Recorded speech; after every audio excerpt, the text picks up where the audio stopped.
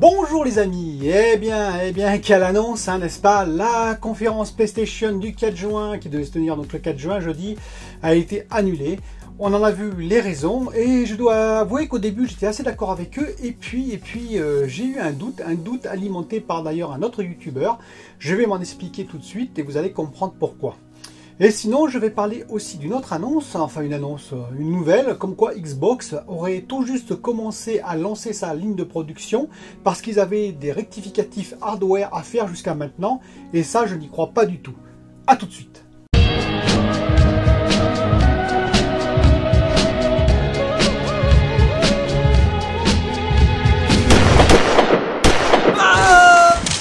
Alors, comme vous savez, donc la conférence du 4 juin a été annulée. J'avais lu le communiqué de Sony que j'avais trouvé tout à fait correct. Et je m'étais dit, bah oui, après tout, et puis on va attendre un petit peu. Puis bon, ça coûte pas grand chose, voilà.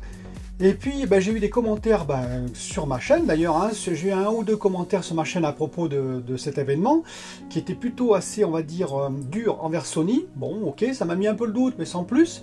Et j'ai vu une autre vidéo, de Lusty. Si vous connaissez pas ce youtubeur, c'est un youtubeur qui fait du jeu vidéo, un spécialiste dans le jeu vidéo, mais qui est assez dur, qui est assez polémique, on va dire, pour certains. Mais parfois il a raison, hein, d'autres fois je suis pas toujours d'accord avec lui. Il m'a mis le doute et il a bien alimenté ce doute, et je vais m'en expliquer. C'est-à-dire que grosso modo il dit que voilà, pour lui Sony, non, c'est pas tout à fait leur rôle de faire ce genre de commentaires. D'ailleurs il a cité plein d'exemples intéressants, vous verrez sa vidéo, je mettrai le lien en dessous bien entendu. Il dit que voilà, c'est même à la limite un petit peu, profite de l'événement pour vendre un petit peu la marque en quelque sorte, ce qui serait très limite. Si ça avait été Kenichiro Yoshida qui avait fait cette annonce en son nom propre, ou Marc Cerny, il n'y aurait pas eu de problème. Ben voilà, moi personnellement, Kenichiro Yoshida, je dénonce cet acte qui pour moi est odieux. Oui, c'est en son nom personnel. Là, c'est l'entreprise qui parle, c'est-à-dire qu'on essaye quelque part, alors vous me direz ce que vous en pensez, hein, mais de redorer un peu la marque, le blason de la marque à travers un événement quand même plutôt dramatique. Ici, plein d'exemples intéressants, par exemple, hein, comme ce cas avec l'affiche de Disney, vous savez, sur Star Wars 7, où Disney dit nous luttons contre le racisme, nous sommes pour nos employés noirs, etc., etc., etc. Et quand la Chine a demandé à ce que John Boyega, donc Boyega c'est l'acteur noir, hein, de Star Wars 7, soit réduit, voire disparaisse de l'affiche, ils ont accepté. C'est un petit peu gênant quand même ce double discours. Pareil pour Quantic Dream, hein. Quantic Dream, je vous rappelle, hein, Detroit Become Human, qui, a eu quelques problèmes de crush, pour pas dire beaucoup de problèmes de crush avec ses employés, hein, puisqu'il y a eu même des affaires qui ont révélé Le Monde, par exemple, le journal Le Monde dessus, qui va venir dire, à l'occasion de la mort donc de George Floyd, oui, c'est dramatique. Alors oui, c'est dramatique, mais bon, vous voyez, il faut pas prêcher la bonne parole ailleurs et ne pas la prêcher chez soi, quoi. Grosso modo, faites ce que je dis, ne faites pas ce que je fais. Bon, c'est un peu limite. Pour Sony, je n'ai rien à reprocher, moi, personnellement, à Sony. Bon, ils l'ont fait, ils ont fait ce communiqué, oui, voilà. Mais c'est vrai que ça peut être mal interprété. Et surtout, l'argument qui m'a plu dans ce que dit Lusty, ce qui est plus intéressant encore, je pense, c'est que finalement, oui, le jeu, c'est du divertissement. C'est bien en dessous de tous ces événements dramatiques, bien entendu. Mais justement, est-ce que la vie elle est composée, vous savez, de bonheur, mais aussi de difficultés pour nous tous, dans le travail, dans la vie de tous les jours, dans plein d'événements, hein, dans ceux qui n'ont pas de travail par exemple aussi, plein d'événements qui font du harcèlement, tout ce que vous pouvez imaginer. Et bien, qu'est-ce qui nous permet de nous sortir tout ça? Qu'est-ce qui nous permet de nous tirer vers l'avant et de continuer? Eh bien, ce sont tous les plaisirs que nous avons à côté. Or, le sport, par exemple, l'art en général, la musique, hein, le cinéma, les séries, mais aussi le jeu vidéo, ça nous tire vers l'avant, ça nous permet de nous sortir de notre quotidien. Et cette annonce du 4, qu'on attendait tous, du 4 juin, finalement, de Sony, aurait peut-être permis d'oublier un peu tous ces événements tragiques pendant un court moment. SpaceX en a un bel exemple, je ne compare pas la conférence de Sony du 4 juin avec SpaceX tout de même. Hein. SpaceX est bien au-delà, bien entendu, mais ça nous a sorti l'esprit à un moment de notre quotidien, ça nous a fait rêver. Et finalement, on va dire la conférence de Sony aurait pu nous sortir de notre quotidien, nous faire rêver. Je veux dire, il ne faut pas mélanger le jeu et puis le quotidien actuel, c'est-à-dire tous les événements tragiques. Je pense que voilà. Effectivement, au début, j'étais plutôt sur une position, comme a dit Sony, hein, d'attendre un petit peu. Là, je me dis que peut-être, finalement, ils n'ont pas récupéré, en fait, pour moi, l'événement tragique de George Floyd. Ça, je crois que c'est exagéré. Mais disons qu'ils ont eu peur peut-être que leur grande conférence soit masquée par cet événement tragique et par ce qui se passe aux États-Unis. Qu'ils perdent un peu en termes d'audience, qu'ils perdent un peu en termes de visibilité. Vous voyez ce que je veux dire? Ils veulent marquer fort, ils veulent marquer un grand coup Sony. Bah oui, parce que Microsoft, hein, on a vu ce qu'ils ont fait avant. Et donc, ils veulent un peu enterrer ça par des annonces fortes. Probablement des jeux, comme on le dit, peut-être la console dévoilée. Et ils veulent donc un moment qui soit clean, un moment où il n'y ait pas des éléments perturbateurs à l'extérieur. Bon, en même temps, je ne vais pas aller jusqu'à dire qu'ils avaient des intentions de faire briller, on va dire, leur marque avec ces paroles assez louables envers George Floyd et puis sa mort tragique. Alors n'hésitez pas, vous, à me dire ce que vous en pensez, hein, sincèrement, sans rentrer dans des polémiques, on va dire, assassines. Hein. Vous pouvez dire simplement ce que vous en pensez. J'ai peut-être totalement tort à vos yeux et vous avez raison de le dire. J'ai peut-être en partie raison, Lusty aussi. Dites-moi franchement ce que vous en pensez, n'hésitez pas.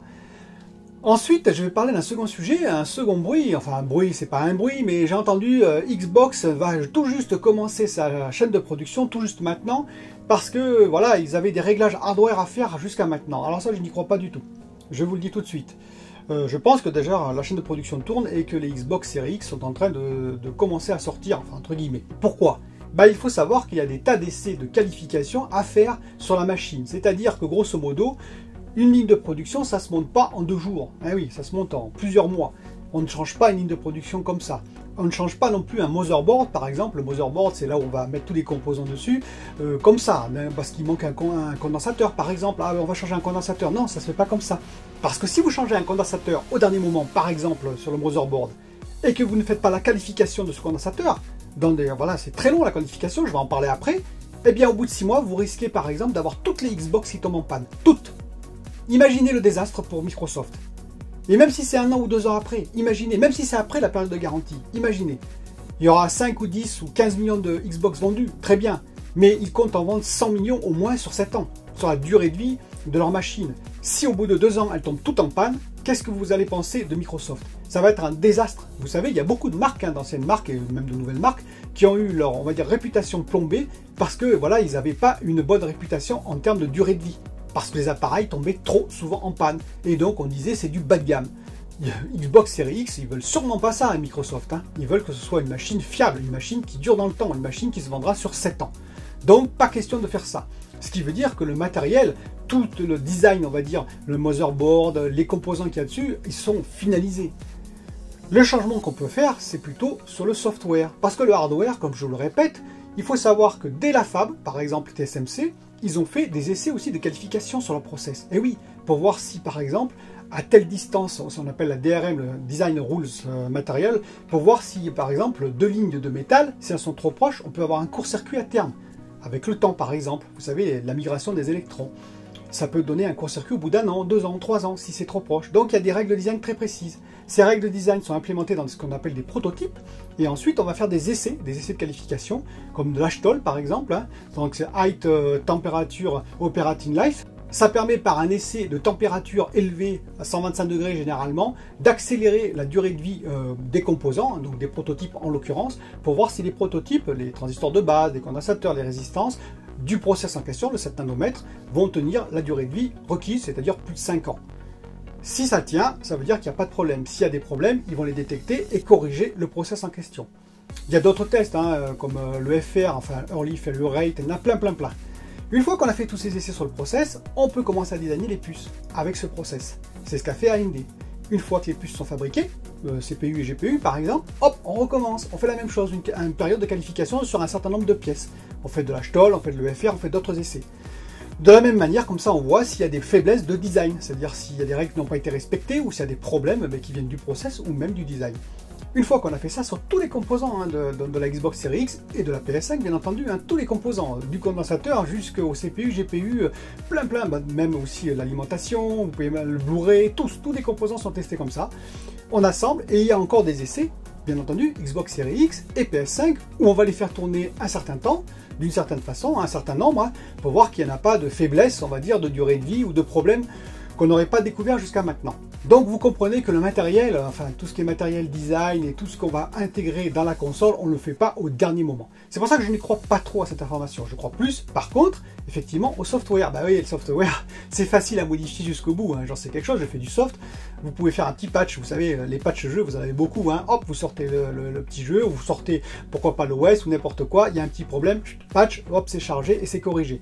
C'est beaucoup moins, alors c'est gênant, hein, je reconnais que des fois, ça énerve on peut dire, mais c'est beaucoup moins gênant que par exemple des consoles qui sont tous au rebut, ou des consoles qu'on devrait renvoyer tous massivement en réparation, et on a vu par exemple dans l'automobile, hein, ça arrive souvent, hein, qu'il y a des renvois de 1 ou 2, 3 millions de véhicules, vous imaginez un peu, pour la marque, bah, c'est pas très bon en termes de réputation, et ça Microsoft il veut absolument éviter face à PlayStation, face à Sony. Voilà, donc n'hésitez pas aussi à commenter ce sujet, les deux sujets. En tout cas, si vous n'êtes pas abonné, ben, je compte sur vous hein, pour vous abonner à cette chaîne, hein, on en a besoin, hein, je monte petit à petit. Je serai, lorsqu'elle sortira cette vidéo, probablement à 500 abonnés, ça c'est super. Moi je remercie tous mes abonnés, hein, les anciens, les nouveaux et les futurs. Et je vous dis à bientôt pour une nouvelle vidéo. Bye bye.